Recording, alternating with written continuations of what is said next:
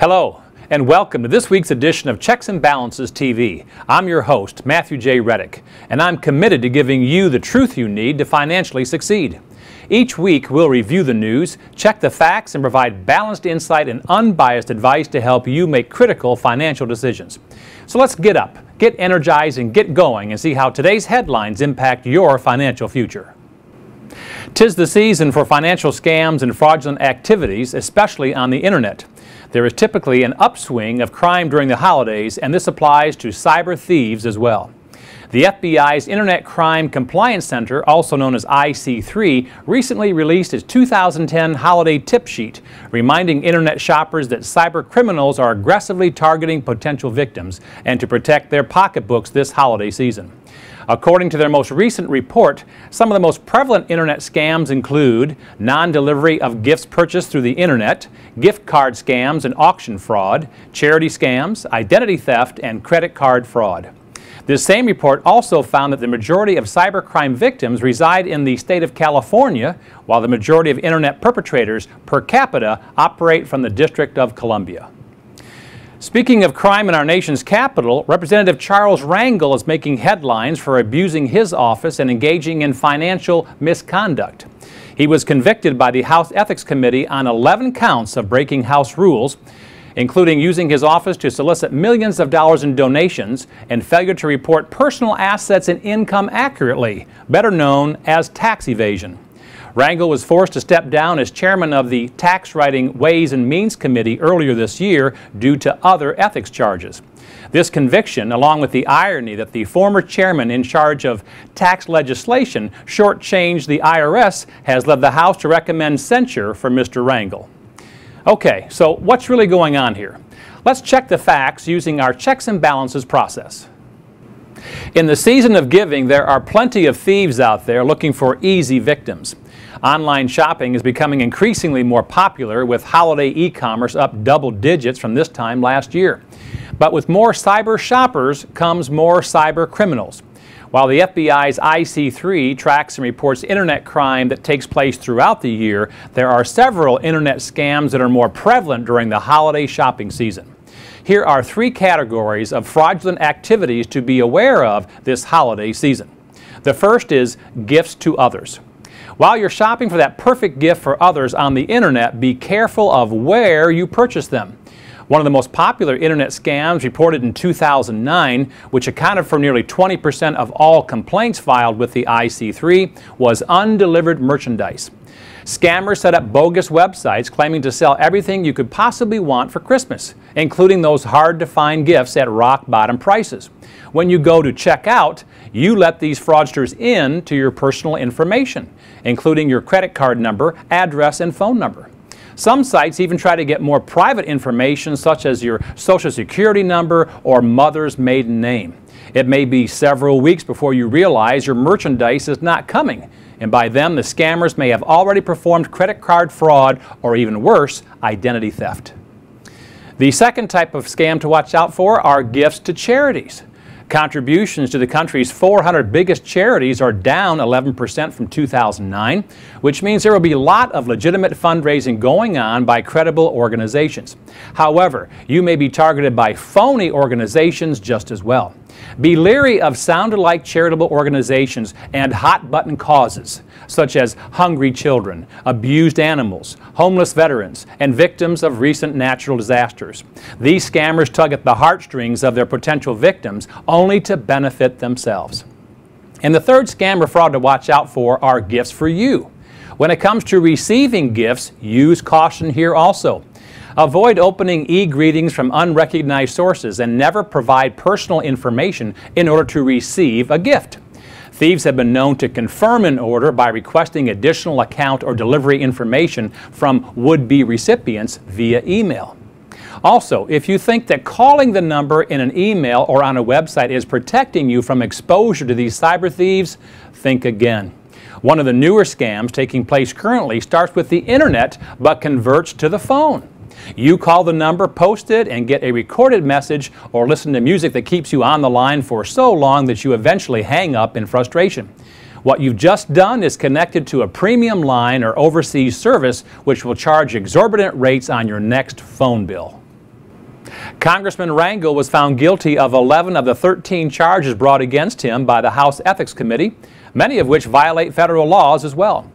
The future of this 20-term representative will be left for the House to decide. A full vote will take place sometime this month. Possible sanctions include a House vote deploring his conduct, a fine and denial of certain privileges, a censure, and even a possible expulsion. One decision the committee has already made is that Mr. Rangel must pay back all back taxes to the IRS. Tax evasion, as you can imagine, is a very serious matter. It typically involves a taxpayer failing to report income or improperly claiming deductions. It's considered a federal crime to willfully attempt to evade the payment of federal income taxes. If convicted by a court of law, the punishment includes up to 5 years in prison and/or fines up to $100,000. As a recent example, a federal judge just ordered actor Wesley Snipes to prison right before Thanksgiving to begin serving his 3-year sentence for tax evasion. While Congressman Rangel does not appear to be facing federal prison, he will be subject to a disciplinary action by his peers. And the 4 most common forms of discipline in the House of Representatives in order of seriousness are expulsion, censure, reprimand, and fine. While expulsion is not likely, censure is. And censure is when a congressperson must suffer the embarrassment of standing in front of their colleagues as they receive an oral rebuke for their unethical actions. As an embarrassing footnote, the House of Representatives has expelled 5 members in its history. The most recent was in 2002 of Ohio Congressman James Traficant for conspiracy to commit bribery, receipt of illegal gratuities, obstruction of justice, filing falsified tax returns, and racketeering. He was certainly up to no good. The most recent censure took place in the 1980s for misconduct by a representative with a House page. Recent reprimands took place in the 1990s and include current Congressman Barney Frank for using his political influence to fix parking tickets and Newt Gingrich for 2 counts of failure to seek legal advice. Okay, so you may be asking yourself, Matt, what does all this mean to me? Well, now that we've checked the facts, let's balance this news using our checks and balances process to determine what action you should take today. In the world of cybercrime, there are no boundaries or borders, making the fraudsters and their scams harder to track. However, the most reassuring point about fraud is that it's a crime in which you decide whether or not to participate. My recommendation to you is to exercise good judgment and trust your gut. Stay educated on the most prevalent crimes and newest prevention strategies. And remember that a healthy dose of skepticism and doubt are the best defense against becoming a victim yourself. As we've heard many times before, if it sounds too good to be true, it probably is. Also, be sure to check out any company or organization that you're unfamiliar with. The Federal Trade Commission, the Better Business Bureau's Wise Giving Alliance, and the FBI's Internet Crime Compliance Center are great resources. These organizations are in existence to arm you with the information you need to make better choices and to protect yourself from Internet fraud all year long. Regarding Congressman Rangel and his tax evasion charge, why the double standard from a 40-year servant of the American public? Well, unfortunately, it seems that over the years, U.S. politicians have been subject to their own set of rules. And again, unfortunately, with this level of power, when put into the wrong hands, can be compromised and abused. In a government for us and by us, there should exist the same set of laws and rules, as well as punishments, for the ones who serve our country as those who must live by them as citizens. And if the former chairman of the Ways and Means Committee is evading the tax code, what does that say about our elected officials? Our tax system is being cheated by the very people who created it. And yet there appears to the average American to be very little punishment for the career politicians who perpetrate these crimes. Does this constitute fraud? Well, I'll leave that for you to decide. Okay, so what's the bottom line here? The bottom line is that you must protect yourself from the many scams and frauds out there at all costs, especially in today's economy. It seems as if those who commit these acts will take anything and everything they can get, no matter whom it hurts.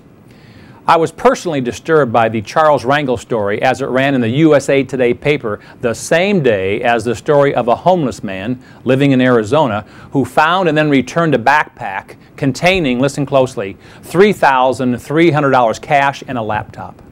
Here was a man with no material possessions to speak of, doing the right thing, Why? Because, as he said, it wasn't his money, and he's the one that has to live with himself. My, oh my. Those are the type of people that we need more of in this country, especially in public office. In this week's CBTV poll, we asked Americans an important question. Which form of scams or frauds has you most concerned today? The options were A, identity theft, B, credit card or bank account fraud, C, fraud by government or individual politicians, D, fraudulent nonprofit or charitable organizations asking for donations, or E, fraudulent investment claims enticing you to invest your hard-earned money. Well, 53% of you said identity theft is the form of fraud that you're most concerned about today. And while identity theft is common at all times during the year, the holidays, unfortunately, bring out an abundance of opportunities for your identity to be stolen. Be sure to take extra steps to protect yourself from identity-stealing Grinches during this holiday season. In our On the Street segment, we travel the country to ask Americans what they think about an important financial topic or issue. For this week's segment, we asked people what they thought about frauds and scams that affect consumers across the country and how to protect ourselves from falling into these same traps. Let's take a look at what America had to say. Well, it seems like this country is full of financial scammers and con artists.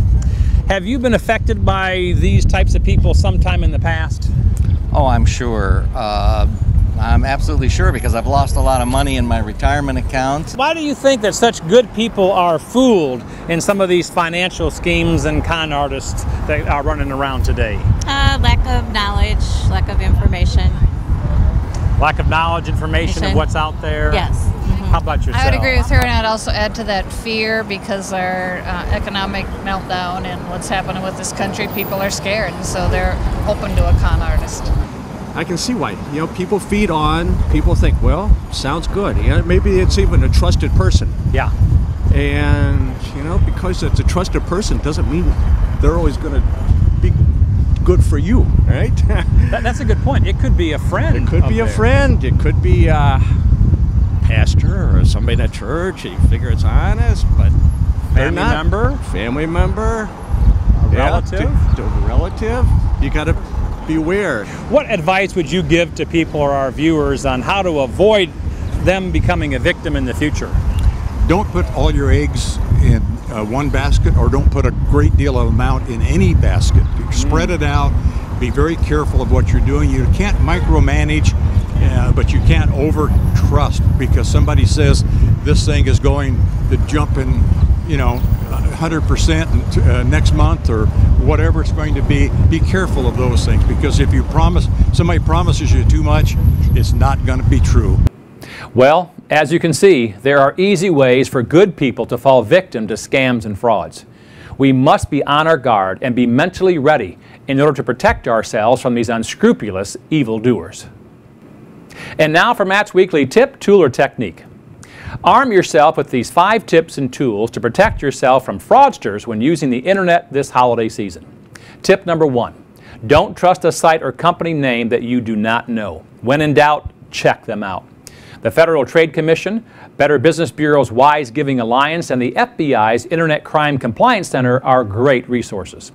Tip number 2, never give out your personal information via the internet or over the phone. If someone requests additional information from you, contact the company directly to confirm the legitimacy of the request. Tip number 3, when shopping online, look for indicators that the site is secure, like a lock icon on the browser status bar or a URL that begins with HTTPS for secure. Tip number 4, never open an attachment or click on a link from an unrecognized source. These can provide computer hackers access to your information, as well as expose your computer to malicious viruses. And step 5, go with your gut and intuition. If it sounds too good to be true, it probably is. Now is the time to realize that neither online companies nor the internet police are solely responsible for protecting you against fraudulent holiday scams. You are. It is your responsibility to exercise constant vigilance when shopping online for your holiday gifts this season. While the holiday season should bring out the best in people, cyber criminals often take advantage of their victims' holiday spirit and charity at this time of year. By being cautious and aware, you can make sure that you do not become a victim this holiday season. Mark your calendars for the next installment of our Truth About series. This upcoming episode will air later this month and is on the truth about mutual funds. You will learn the pros and cons, both sides of the coin on this important financial product, so you'll know if it's the right investment for you. And be sure to friend our Facebook page and subscribe to our YouTube channel to gain exclusive access to our library of viral videos and the lighter side of finance. For more information on how to become a checks and balances savvy consumer and to download any of our free reports, visit the download section of our website. Also, be sure to get your copy of The 3 Pillars of the Checks and Balances Life, a free report that gives you a guide for truth and accountability in today's challenging financial world. And while you're on the site, remember, your voice counts. Be sure to take this week's poll and visit our Tell Us What You Think section to share your opinion. Make your voice heard. And finally, remember that only you can control your financial future. You can succeed. You just need confidence and determination. I'm Matthew J. Rettick from Checks and Balances TV. Be sure to join us next week when we'll discuss the gift that keeps on giving, how to create an income stream that lasts throughout retirement. Until then, spend less, save more, believe in yourself, and make it happen.